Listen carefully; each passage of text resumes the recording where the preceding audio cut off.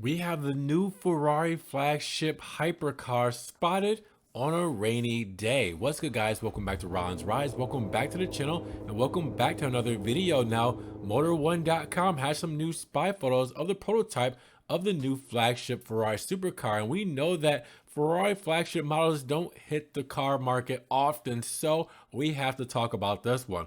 Now, the company has been around for 83 years and have really only been a few true crown jewels like the 250 GTO, the 288 GTO, my era of the F40, F50 and Enzo, and the latest generation LaFerrari. Now, the latter was originally unveiled a little over 10 years ago. Can you believe the LaFerrari came out 10 years ago? And it was in March of 2013 at the Geneva Motor Show. Time flies, but that does mean that a replacement is in the works. However, I wouldn't expect to see it anytime this year, probably late next year in 2024. So we got some spy shots again from Motor 1, showing it on a rainy day with a massive double arm wiper going over the windshield of the hypercar, which shows off its massive air intakes. Now, I'm assuming that Ferrari took advantage of the rainy weather to test out this new wiper blade. Now, if you look front and center, you'll notice that there's a high voltage sticker indirectly revealing the prototype has an electrified powertrain, but that's to be expected as the LaFerrari was also a hybrid.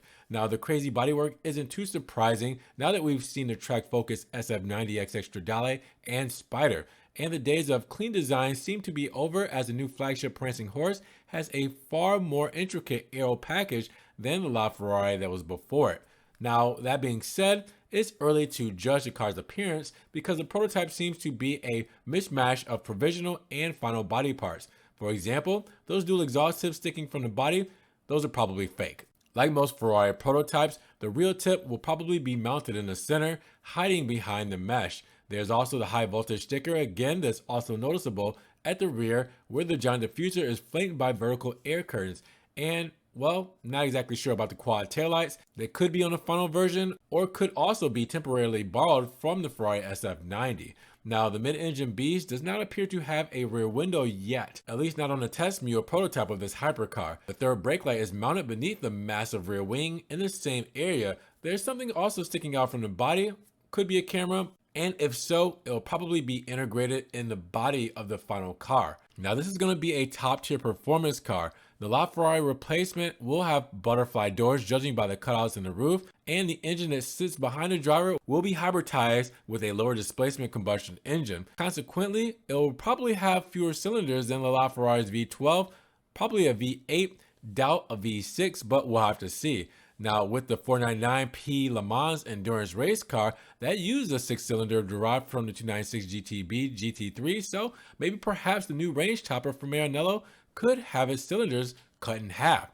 Even so, the electric boost is likely to result in a combined output of at least 1,000 horsepower.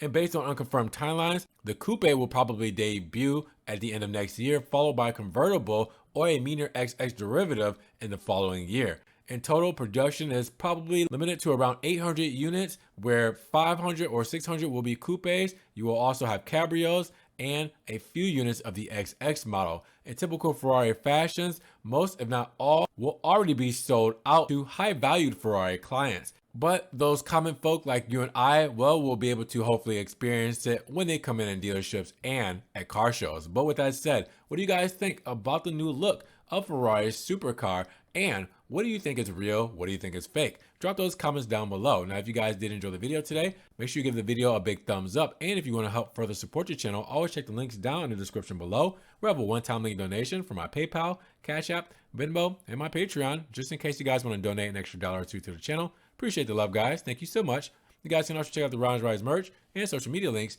down in the description below. Now, make sure you guys subscribe to the channel, but click the notification bell so you don't miss one video. And with that said, you guys be blessed, have a great day, and we will talk to you guys in the next Ron's Rise video. Peace.